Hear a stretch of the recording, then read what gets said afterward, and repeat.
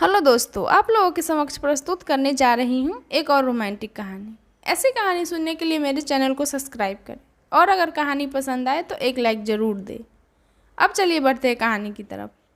एक दिन अचानक पूजा विनोद के घर आई तो विनोद को बड़ा आश्चर्य हुआ। वह पूजा को पहचानता था। वह उसके पड़ोस में रहती थी, परंतु उसके साथ कभी कोई बात नहीं होती थी क्योंकि विनोद बहुत संकोची था और पूजा अपने आप में मस्त रहने वाली लड़की। अक्सर उसने पूजा को अपने घर के सामने के रास्ते से अपनी सहेलियों के साथ हंसते खिलखिलाते आते जाते देखा था। कई बार विनोद ने महसूस भी किया कि वे सभी उसकी तरफ कुछ इशारा करके हंसती थी। आज जब पूजा उसके घर आई और उसे देखकर बड़ी अदा से मुस्कुराई तो उसके दिल पे मानो बिजली गिर गई हो। लड़कियों को देखकर वैसे भी उसके हाथ पैर कांपने लगते और मुंह लाल हो जाता था। पूजा को अपने घर पर देखकर उसके दिल की धड़कन और भी बढ़ गई थी। घर पर उसकी माँ थी, छोटी बहन थी और रविवार होने के कारण उसके पिताजी भी घर पर ही थे। वे लोग उसके बारे में क्या सोचेंगे। उसने मुड़कर अपने कमरे की तरफ भागने का प्रयास किया ही था कि पूजा की मधुर आवाज़ उसके कानों में पड़ी। भाग रहे हो? अपने ही घर में भागकर कहाँ छिपोगे? पूजा पहली बार उससे ऐसा बोली थी। वह एकदम से रुक गया। पूजा ने पूछा, आंटी जी है क्या? और तुम्हारी बहन कहाँ है?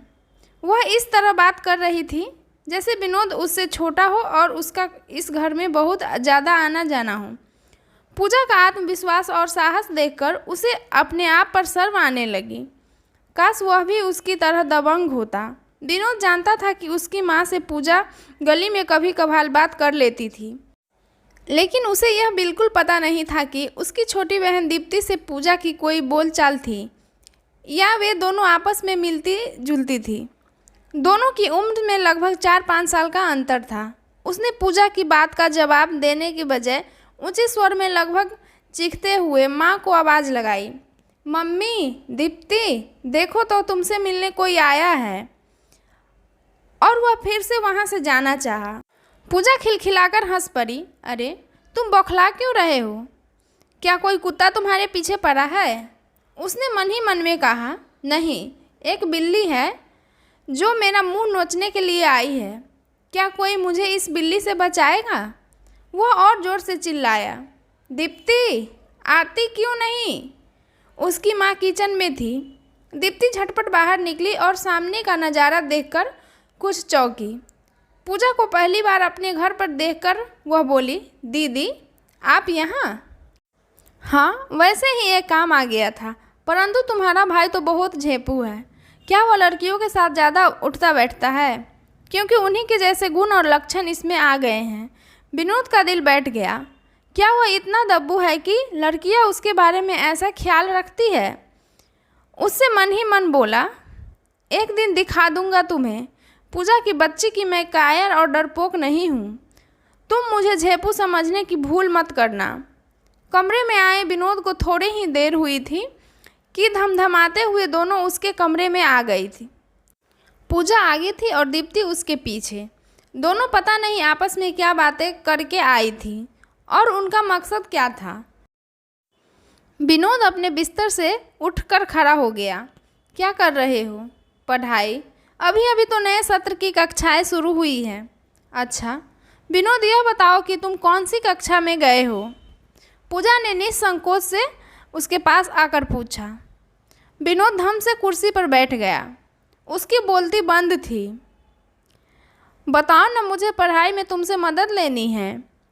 पूजा उसके पास आकर खड़ी हो गई और मटकती हुई बोली। जवान लड़के की बदन की एक अनोखी गंध उसके नाक में समा गई। विनोद ने बड़ी मुश्किल से खुद को संभाला और बोला, बीए में। कौन सा साल है? यह पूछते हुए वह लगभग उससे सट गई थी। विनोद ने अपने को पीछे की तरफ धकेला।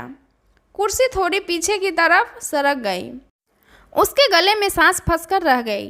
शब्द गले में अटक गए और वह बता नहीं पाया कि बीए अंतिम वर्ष में था। पूजा यह बात जानती थी।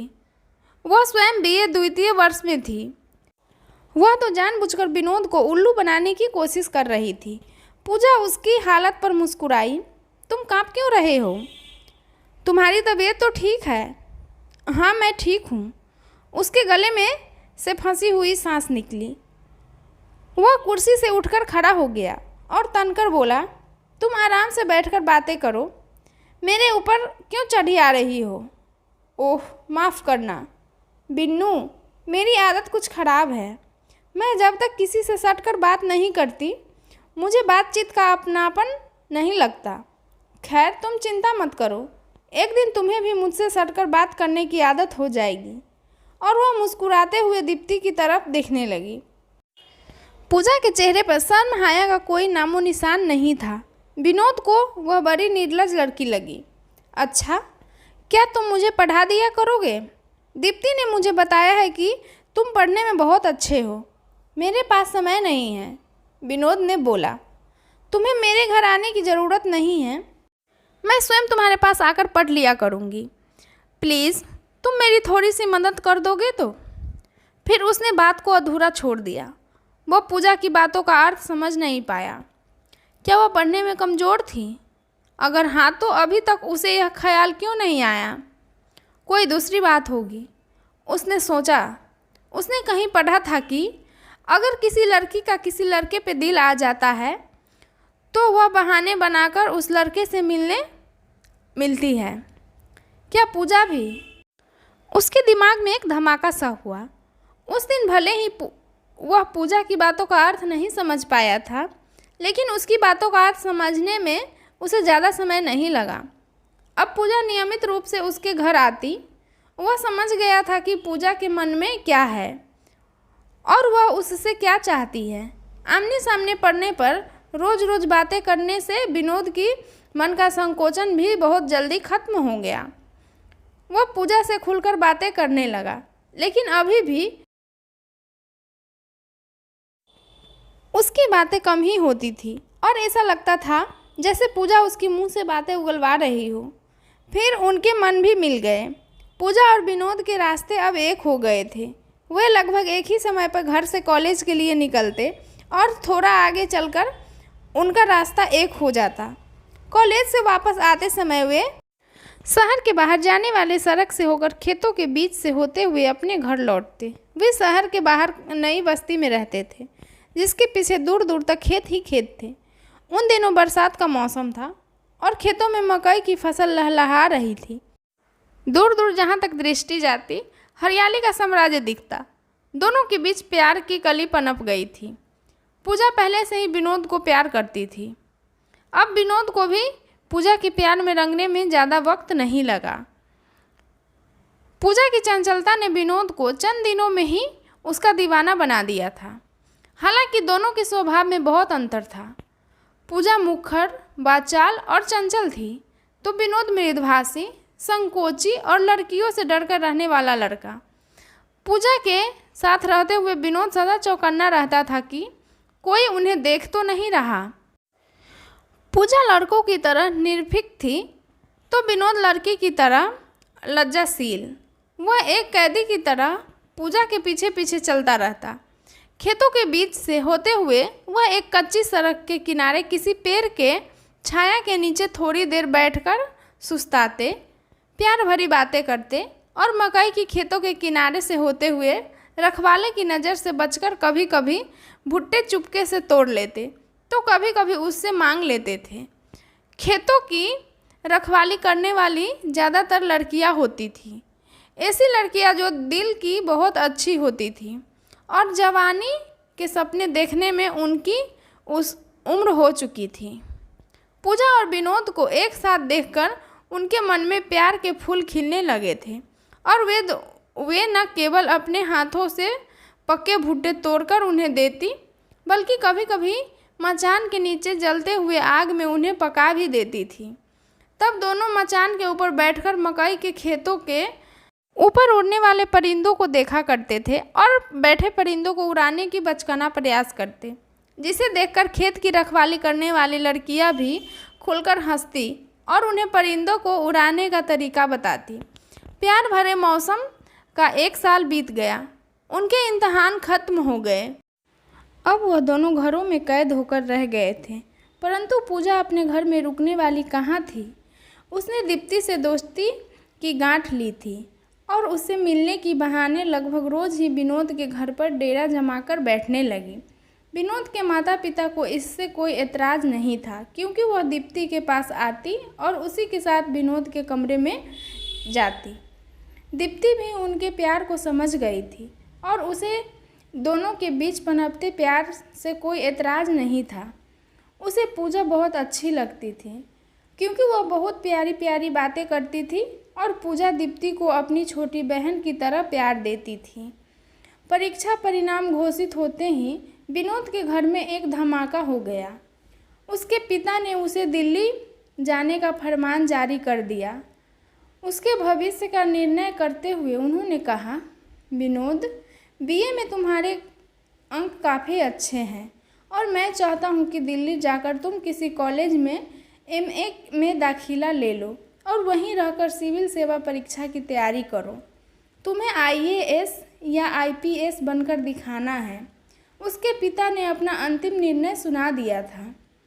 माँ ने भी उसके पिता का निर्णय का समर्थन किया, लेकिन पूजा को यह पसंद नहीं आया। तुम यहाँ पर भी रहकर तो सिविल सर्विस की तैयारी कर सकते हो। यहाँ भी तो अच्छे कॉलेज है, विश्वविद्यालय है।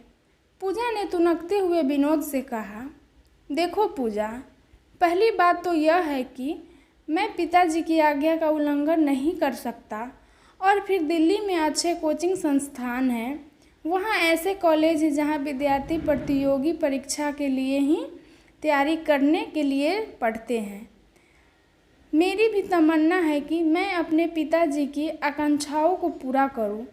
मैं तुम्हारे बिना कैसे रहूंगी? पूजा ने एक छोटे बच्चे की तरह मचलते हुए कहा, रह लोगी, समय सब कुछ सिखा देता है और मैं कोई सदा के लिए थोड़ी ही जा रहा हूँ। छुट्टियों में आता ही रहूँगा। मुझे इस बात का डर नहीं है कि तुम सदा के लिए जा रहे हो। मुझे डर इस बात का है कि दिल्ली जबलपुर के मुकाबले एक बड़ा शहर है। वहाँ ज़्यादा खुलापन है, वहाँ की लड़कियाँ अधिक आधुनिक है और वह लड़कों के साथ बहुत खुलकर मिलती जुलती है। साथ साथ पढ़ते हुए पता नहीं कौन सी परी तुम्हें अपना बना ले। उसके स्वर में उदासी झलक रही थी। हर लड़की तुम्हारी तरह तो नहीं होती। उसने मुस्कुराते हुए कहा, हाँ सच, पर तुम अब इतने भोदू और संकोची भी नहीं रहे। क्या पता तुम्हें ही कोई लड़की पसंद आ जाए और तुम उसे अपने जाल में फंसा लो। उसने आंखें को चौड़ा करते हुए कहा, हाँ यह बात तो है। भविष्य को किसने देखा? उसने चुटकी ली। 2 या 3 साल, पता नहीं कितना समय लगे तुम्हारे नौकरी मिलने में। तब तक तुम पूरी तरह से बदल तो नहीं जाओगे? उसके स्वर में निराशा का भाव आ गया था। तुम अपने आप पर भरोसा रखो, शायद कुछ भी न बदले। विनोद ने उसे तसल्ली देने का प्रयास किया। क्या पता सिविल सर्विस की परीक्षा पास करते ही तुम्हारा मन बदल जाए। और क्या तुम्हारे मम्मी पापा उस स्थिति में मेरे साथ तुम्हारी शादी के लिए तैयार होंगे? यह तो वही बता सकते हैं, उसने स्पष्ट किया। पूजा का मन डूब गया। विनोद दिल्ली चला गया। समय का पहिया दूसरी तरफ घूम गया। पूजा को विनोद से बिछुड़ने पर बहुत दुख हुआ, परंतु वह कर भी क्या सकती थी। उसने विनोद से वचन लिया था कि वह नियमित रूप से उसे फ़ोन करता रहेगा। कुछ दिन तक उसने यह वादा निभाया भी, परंतु धीरे धीरे उसके फ़ोन करने का अंतराल आता गया। इसका कारण उसने बताया था कि कॉलेज अटेंड करना, शाम को कोचिंग क्लासेस और फिर रात को पढ़ाई, ऐसे में उसे वक्त नहीं मिलता। यूपीएससी की परीक्षा पास करना कोई आसान काम नहीं है। रात दिन की मेहनत से ही इसमें सफलता प्राप्त हो सकती थी। प्यार के चक्कर में वह अपने लक्ष्य से भटक सकता था। पूजा ने कहा था, प्यार मनुष्य को अपना लक्ष्य प्राप्त करने की ताकत देता है, उसे भटकाता नहीं है। मैं मानता हूँ, परंतु केवल प्यार के बारे में सोचकर किसी परीक्षा में सफलता प्राप्त नहीं की जा सकती। इसके लिए आंखें फोड़नी पड़ती है। तुम मुझसे दूर जाने के लिए बहाना तो नहीं बना रहे? उसके मन में शंका का बादल उमड़ आए। नहीं, परंतु तुम मेरी तैयारी में बाधा उत्पन्न न करो। यह तुम्हारा मुझ पर एहसान होगा, उसने सख्त स्वर में कहा था। पूजा का दिल विनोद की बात से बैठने लगा था। पूजा समझती थी कि उसे दूर जाने के बाद विनोद उसके दिल से भी दूर हो गया था। दिल्ली जाकर किसी और लड़की के चक्कर में पड़ गया होगा, इसीलिए उसकी अपेक्षा कर रहा था और उसे संबंध तोड़ने के लिए इस तरह की बहाने बना रहा था। ऐसी स्थिति में हर लड़की अपने प्रेमी के बारे में इसी तरह की सोच रखती है। इसमें पूजा का कोई दोष नहीं था। वह रोज़ दीप्ति के पास आती, उसके साथ विनोद की बातें करती और अपने मन को सांत्वना देने का प्रयास करती कि एक दिन जब विनोद लौट कर आएगा तो इतने दिनों की दूरिया का सारा हिसाब चुकता कर लेगी, उसे इतना प्यार करेगी कि वह दोबारा दिल्ली जाने का नाम नहीं लेगा। क्या वह रोज़ घर में फ़ोन करता है? उसने दीप्ति से पूछा था। नहीं, रोज़ नहीं करता, हम ही फ़ोन करके उसका हालचाल पूछ लेते हैं, दीप्ति ने सहज भाव से बताया। मुझे भी फ़ोन नहीं करता, कहीं वह किसी और को प्यार तो नहीं करने लगा? क्या पता, दीप्ति ने मुंह बिचकाकर कहा। पूजा दीप्ति का मुंह ताकती ही रह गई। दीप्ति को अभी किसी से प्यार नहीं हुआ था, न इसीलिए वह पूजा के दिल का दर्द नहीं समझ पा रही थी। दीप्ति पूजा के मन को समझती थी, परंतु उसके हाथ में था भी क्या? वह नहीं जानती थी कि किस तरह से पूजा के मन को तसल्ली दे। इस बारे में उसकी भैया से कोई बात नहीं होती थी। उससे जब भी बात होती थी मम्मी पापा पास में होते थे। फिर भी एक दिन चोरी से उसने पूजा की विनोद से बात कराई थी। उसने बात तो की, परंतु बाद में कह दिया कि फ़ोन करके उसे डिस्टर्ब मत किया करे, पढ़ाई का हर्ज हो जाता है। पूजा मन मचोर कर रह गई। विनोद दिवाली में घर आया था, परंतु पूजा से एकांत में मुलाकात नहीं हो सकी। दीप्ति ने भैया से कहा, भैया एक बार पूजा से मिल तो लो। उसने दीप्ति को अर्थपूर्ण निगाहों से देखते हुए कहा, मिल लूँगा, परंतु तुम उसके लिए परेशान न हो। फिर वह होली पर घर आया और उसी प्रकार पूजा से बिना मिले ही चला गया। पूजा उसके घर आती थी, परंतु दोनों एकांत में नहीं मिल पाते थे। विनोद कोई न कोई बहाना बनाकर उससे दूर रहता था। पूजा ने उसे घेरने की कोशिश की तो उसने निरपेक्ष भाव से कहा, पूजा मैं जब गर्मी की छुट्टियों में आऊँगा तो तुमसे रोज़ मिला करूँगा, अभी मुझे अकेला छोड़ दो। उसने मान लिया। गर्मी की छुट्टियों में मिलते ही पूजा ने पहला सवाल किया, तुम बदल गए हो? नहीं तो, उसने बात को टालने वाले अंदाज में कहा। नहीं, क्या मैं नहीं देख रही?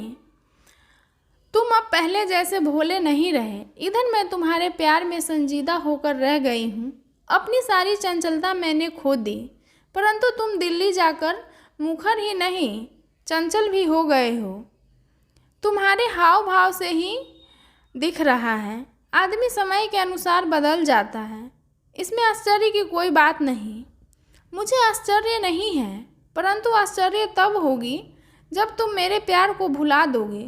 यह भी भुला दोगे कि मैंने तुम्हें प्यार करना सिखाया था, वरना कोई लड़की तुम्हें घास न डालती, और अगर तुम कोशिश भी करते तो भी कोई लड़की तुम्हारे फंदे में नहीं फंसती। उसने चिढ़कर कहा, तुम छोटी शहर की लड़कियां की यही गंदी सोच है, इसके आगे तुम कुछ सोच ही नहीं सकती। सभी लड़कों को तुम बुद्धू और भोंदू समझती हो। तुम सोचती हो कि लड़कों से प्यार करके तुम उनके ऊपर एहसान कर रही हो, क्योंकि लड़के इस लायक नहीं होते कि किसी लड़की से प्यार कर सके या कोई लड़की उनके ऊपर प्यार लुटा सके। तुम्हें अपने रूप पर घमंड हो जाता है। पूजा विनोद की बातों से आहत हो गई और गंभीर स्वर में बोली, अब तुम्हारे सपने बड़े हो गए हैं। फिलहाल तो मेरा एक ही सपना है, IAS बनना, और जब तक यह सपना पूरा नहीं हो जाता मेरे लिए बाकी सभी सपने छोटे हैं। यह बोलते बोलते विनोद वहाँ से चला गया। पूजा उदास चेहरा के साथ वहीं बैठ गई और अपने आप में वादा किए कि वह कभी भी विनोद से नहीं मिलेगी। इधर विनोद फिर से UPSC की तैयारी में लग गया। UPSC एग्ज़ाम के पहले प्रयास में विनोद पास नहीं हुआ। फिर दूसरे साल भी वह अच्छी तैयारी के साथ एग्ज़ाम दिया, लेकिन इस बार भी केवल प्री ही क्लियर हो सका। जब तीसरा बार एग्ज़ाम दिया तो केवल 2 मार्क्स से सिलेक्शन नहीं हो सका। ऐसा ही सभी साल 1 या 2 नंबर से सिलेक्शन नहीं हो रहा था। इसी बीच में पूजा के मम्मी पापा को एक बस एक्सीडेंट में मृत्यु हो गई। अब तो पूजा के ऊपर कष्ट का पहाड़ गिर गया था। एक तरफ प्यार का गम, दूसरी तरफ पापा मम्मी का मृत्यु का गम। समय के साथ साथ पूजा लाइफ में आगे बढ़ने का कोशिश कर रही थी, लेकिन उस जगह से जुड़ी यादें उसे फिर से गम के अंधेरे में धकेल देता। इससे तंग आकर उसने वहां से सारे प्रॉपर्टी को बेचकर दूसरे शहर में चली गई। वहां जाकर एक समाज सेवी संस्था के साथ जुड़कर छोटी छोटी गरीब परिवारों के बच्चे को पढ़ाने लगी। यही छोटे छोटे बच्चे पूजा का दुनिया बन चुका था। इस बच्चे के बीच अब पूजा भी खुश रहने लगी। इधर विनोद का यूपीएससी एग्ज़ाम का आखिरी प्रयास ही बचा हुआ था। हर बार 1-2 नंबर से उसका फाइनल सिलेक्शन नहीं हो रहा था। ढलते उम्र के कारण विनोद की मम्मी बहुत बीमार रहने लगी। एक बार तो डॉक्टर ने बोल दिया कि वह अब नहीं बच पाएगी। पूजा जिस संस्था में काम करती थी वहाँ पे विनोद की गांव का एक बुजुर्ग व्यक्ति भी काम करता था। उसी के माध्यम से पूजा को विनोद की मम्मी के बारे में जानकारी मिली। जैसे उसे पता चला वह विनोद की मम्मी से मिलने हॉस्पिटल पहुंची। आंटी के पास दीप्ति अकेली थी। माँ के गम में दीप्ति भी एकदम से दुबली पतली हो गई थी, यानी कि अब तो दीप्ति को भी इलाज की ज़रूरत थी। पहले तो अंकल विनोद को माँ की बुरी परिस्थिति के बारे में नहीं बताना चाहते थे, लेकिन अंत में उन्हें बताना ही पड़ा। विनोद को जानकारी मिलते ही वह अगले दिन माँ के पास आ गया। अब हॉस्पिटल में विनोद और पूजा लगभग पूरे दिन एक दूसरे के सामने रहता, लेकिन किसी ने भी एक दूसरे से हाल चाल तक नहीं पूछता। पूजा अब सारे दिन आंटी के देखभाल में लगी रहती थी। उसने बड़े अच्छे से तरीके से आंटी का ख्याल रखा। इसी बीच पता न क्या चमत्कार हो गया, विनोद की माँ के तबीयत में सुधार होने लगा। डॉक्टर भी इससे आश्चर्य में थे, लेकिन डॉक्टर ने सलाह दिया कि जब तक वह पूरी तरीके से ठीक नहीं हो जाती उनको हॉस्पिटल में ही रहना चाहिए। सब कुछ तो ठीक था, लेकिन हॉस्पिटल में रहने के कारण विनोद की तैयारी पे बुरा असर पड़ रहा था। लेकिन वह कर भी क्या सकता था। पूजा को इसका आइडिया था कि यहाँ विनोद की पढ़ाई डिस्टर्ब हो रहा है। इसीलिए पूजा ने हिम्मत करके विनोद और उसके पापा से बात की कि वह अब अपने तैयारी के लिए दिल्ली चले जाए। मैं आंटी का पूरा ख्याल रखूँगी। पहले तो विनोद ने इनकार कर दिया, लेकिन पापा के समझाने पे वो दिल्ली जाने को तैयार हो गया। विनोद को पूजा के मन में उसके तैयारी के प्रति चिंता को जानकर बहुत खुशी हुआ। साथ ही साथ उसके कारण ही माँ के देख रेख में किसी भी प्रकार की कमी नहीं हो रहा था। इसमें विनोद को काफ़ी सुकून मिला। इससे उसका मन काफ़ी हल्का हो चुका था। अगले ही दिन वह दिल्ली चला गया। इधर धीरे धीरे उसकी माँ भी पूरी तरह स्वस्थ हो चुकी थी। इसके कुछ दिन बाद ही विनोद का एग्ज़ाम हुआ। इस बार वह यूपीएससी का परीक्षा पास कर लिया था। तब जाकर विनोद को अचानक से प्यार का ताकत का एहसास हुआ। पूजा से दूरी बनाकर रखने के कारण जिस चीज़ को पिछले 6-7 साल से नहीं क्लियर कर पा रहा था, पूजा के पास आते ही उसने क्लियर कर लिया। उसे उसके गलती का पूरा एहसास हो चुका था। उसे अब पूजा से माफ़ी मांगना था। इसके लिए उससे पूजा के संस्था में फ़ोन किया। जब पूजा को पता चला कि विनोद नाम का आदमी फ़ोन कर रहा है और उससे बात करना चाह रहा है, तो वह पहले तो बात करने से इनकार कर दे, लेकिन विनोद के बार बार फ़ोन करने के कारण पूजा को बात करना ही पड़ा। जैसे ही पूजा फ़ोन रिसीव की, उधर से आवाज़ आया, मेरा यूपीएससी में सिलेक्शन हो गया। इसका श्रेय मैं तुमको देता हूँ। तुम्हारे बिना मेरा ज़िंदगी अधूरा है। मैंने जो भी तुम्हारे साथ बर्ताव किया उसके लिए अगर हो सके तो माफ़ कर देना। इसके बाद विनोद कुछ देर तक फ़ोन पे शांत रहा। पूजा तो पूरे बातचीत के दौरान शांत ही रही और अंत में बिना कुछ बोले फ़ोन रख दी। कुछ दिन बाद विनोद फैमिली के साथ पूजा से मिलने आया। विनोद के साथ अंकल, आंटी और दीप्ति भी थी। मजबूरन उसे मिलना ही पड़ा। हालचाल से बात की शुरुआत होते हुए दुनियादारी की बात चलने लगा और अंत में विनोद के पापा ने शादी की बात उठाया। शादी के बात को पूजा ने एकदम से ना कर दिया। अब यहाँ पे विनोद की मम्मी इमोशनल होकर बोलने लगी, पूजा बेटा, तुम मेरे तो बहू का फर्ज पहले ही निभा चुकी हो। मैं तो तुम्हारे प्यार और देखरेख के कारण ही मौत के मुंह से निकल सकी हूँ। मैं जानती हूँ कि विनोद ने तुम्हें बहुत पहुँचाया है, इसके लिए मैं माफ़ी मांगता हूँ। विनोद के माँ के बात से पूजा का दिल पिघल गया, लेकिन इसी बीच पूजा को उसके संस्थान में काम करने वाला एक लड़का पसंद करने लगा था। उस लड़का ने पूजा को कभी भी सीधे तौर पे कुछ नहीं बोला, लेकिन उसके हाव भाव से पता पूजा को लगने लगा था कि वह लड़का प्यार करने लगा है। हालांकि पूजा प्यार के चक्कर में पड़ने से डरती थी। इस बात की जानकारी पूजा के अंकल आंटी को दी। अब पूजा धर्म संकट में फंस चुकी थी। जैसे ही अंकल आंटी को इस घटना का पता चला, उसी समय संस्था के प्रमुख की मदद से उस लड़का को बुलाया गया और सब लोगों के सामने में विनोद के पापा ने दोनों के बचपन से लेकर अब तक की सारी कहानी को सुनाया। दोनों के कहानी को सुनकर सभी लोग दंग रह गए। संस्था प्रमुख ने साफ कर दिया कि पूजा का शादी विनोद से ही होगा। इस दोनों को मिलने के लिए भगवान ने क्या क्या प्लानिंग नहीं किया। ये सब देखकर लड़का वहाँ से उठकर पूजा का हाथ विनोद के हाथ में दे दिया और सब लोग के सामने पूजा से माफ़ी मांगने लगा। ये सब देख विनोद के पापा उस लड़का को गले लगा लिया और उसे अपने बेटी दीप्ति के साथ विवाह का ऑफर दिया।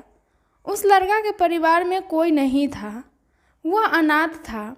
इसी संस्था में उसका भरण पोषण हुआ था। बाद में उसी संस्था में काम करने लगा था। शादी का निर्णय पूरी तरह से उसके ही हाथ में था। दीप्ति भी वहाँ मौजूद थी। उसने दीप्ति के साथ अकेले में कुछ बातें करने का इजाज़त मांगा और बातचीत के बाद उसने शादी के लिए हामी भर दी। फिर क्या था, विनोद और दीप्ति दोनों भाई बहन का शादी एक ही डेट पे एक ही जगह पे हुआ। शादी के कुछ दिन बाद ही विनोद का ट्रेनिंग ऑर्डर आ गया और वह ट्रेनिंग के लिए चला गया। इधर पूजा, दीप्ति और दीप्ति का पति सब लोग मिलकर एक नया समाज सेवी संस्थान खोल दी।